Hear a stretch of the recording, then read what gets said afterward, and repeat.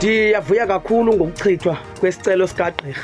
Kaloku ngamalungelo abo abophula umthetho ngawo laba ngento ba bakwazi nokuphena into engekhoyo. Mina ngiyibona inkinga ngoba ubenza okuhambisana nelungelo lakhe. Njoba ke simgojele inkantolo nendleko zecala. Izindaba ezimnandi futhi lezo shuthi icala sizoqhubeka kahle ke manje sekwaziyo ukuthi ulethwe kulelizwe ngendlela okuyiyona yona.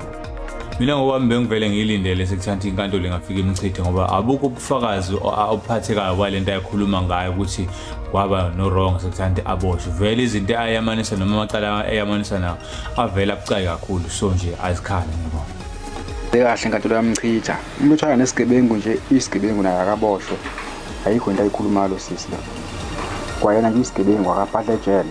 Yenze kahle impela inkantolo imchithe isichithe isicelo sakhe. Msasazi wami eyona nto endiyibonayo apha eMzantsi Afrika izigebenga ezinempokotho ezinzulu ukuba zinemali zenza inkundla zethu into zokudlalela.